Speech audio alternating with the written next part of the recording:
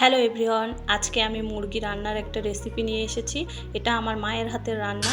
তো আজকে আমি আপনাদেরকে দেখাবো আমার মায়ের হাতের রান্না, আমার মা কিভাবে মুরগি রান্না করে আর একদম গ্রামীণ স্বাদে কিভাবে আমার মা পাকিস্তানি মুরগি রান্না করে সেটাই আপনাদেরকে এখন আমি ভিডিওতে দেখাবো।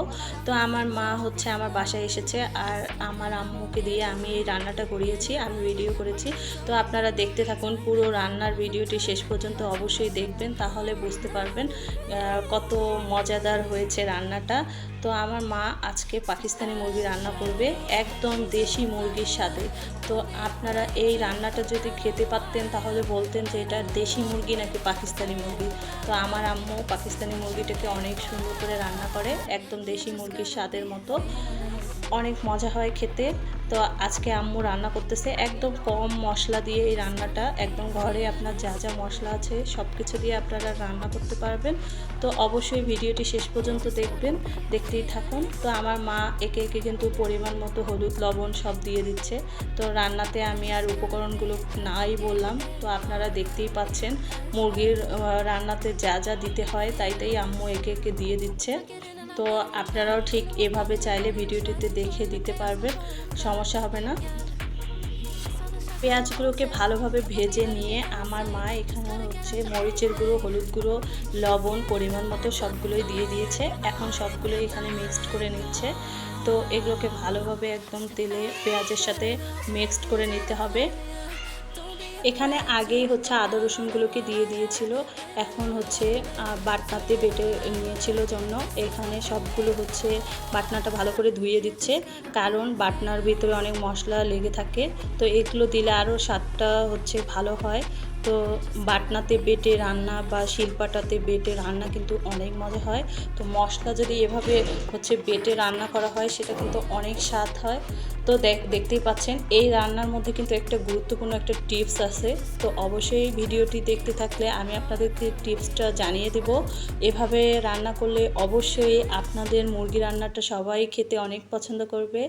তো আপনারা চাইলে এই ভিডিওটাকে একদম পুরোটাই দেখতে পারেন। তো এখানে দারুচিনি দিয়ে দিল। এখানে আস্তে আস্তে একে একে সব ধরনের মশলাগুলো হচ্ছে আম্মু দিয়ে দিয়েছে। তো আর আমরা কিছু মশলা বেটে দিয়েছি, কারণ বেটে দিলে বেশি স্বাদ হয়। তো আপনারাও চেষ্টা করবেন গোটা মশলাগুলোকে একটু আদা রসুনের সাথে বেটে দিতে, তাহলে বেশি স্বাদ হবে। আর আস্ত কয়েকটা দিবেন যাতে রান্নায় একটা আলাদা ঘ্রাণ আসে। তো আমি আস্তে আস্তে আমি আপনাদেরকে রান্নার সব টিপসগুলো জানিয়ে দেব। আর আপনারা এই টিপসগুলো ফলো করে রান্না করলে অবশ্যই মুরগির রান্নার স্বাদ বেড়ে অনেক দ্বিগুণ হবে আর খেতে অনেক ভালো লাগবে। তো আর অবশ্যই মুরগিতে একটু ঝাল ঝাল করে রান্না করার ট্রাই করবেন, তাহলে বেশি স্বাদ লাগবে। তো এখানে মশলাগুলোকে ভালোভাবে কষিয়ে নিচ্ছে। এই রান্নার গুরুত্বপূর্ণ টিপস হচ্ছে এটাই যে মুরগির এই রান্নাতে আপনাকে মশলাটাকে অনেকক্ষণ ধরে কষাতে হবে। মুরগি রান্নার আসল রহস্য হচ্ছে এটাই যে আপনি যতক্ষণ মশলাটাকে ভালোভাবে কষিয়ে নেবেন তত হচ্ছে মজা হবে। তো আপনারা চেষ্টা করবেন এই মশলাটাকে মানে সবগুলো উপকরণ দিয়ে ভালোভাবে পেঁয়াজের মশলাটাকে ভালোভাবে কষিয়ে নেওয়ার জন্য, তাহলে বেশি স্বাদ হবে। আমার মা অলওয়েজ এই কথাটা বলে, তো আমি চেষ্টা করি সবসময় এভাবেই রান্না করার। তো আপনারাও চেষ্টা করবেন এভাবে ভালো করে অনেকক্ষণ ধরে মশলাটাকে একটু একটু পানি দিয়ে কষানোর পর একে একে হচ্ছে আপনারা মুরগির মাংসগুলো দিয়ে দিবেন। তো আমরা এখানে দিয়ে দিচ্ছি মুরগির মাংসগুলোকে। আগেই কিন্তু আমরা মশলাগুলোকে অনেকক্ষণ ধরে কষিয়ে নিয়েছি। এখন আমরা ধুয়ে রাখা মুরগির মাংসগুলোকে একে একে দিয়ে দিচ্ছি। তো এগুলোকে আপনারাও এভাবে দেওয়ার চেষ্টা করবেন। আমি ভিডিওতে যেভাবে দেখিয়েছি সেভাবে রান্না করে দেখিয়েন, অবশ্যই খেতে অনেক স্বাদ হবে।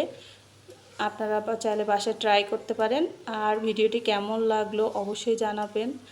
আর আসলে আমার রান্নার পদ্ধতিটা ঠিক আছে কি না, আম্মুর রান্নাটা আপনাদের কাছে কেমন লেগেছে অবশ্যই জানাতে ভুলবেন না।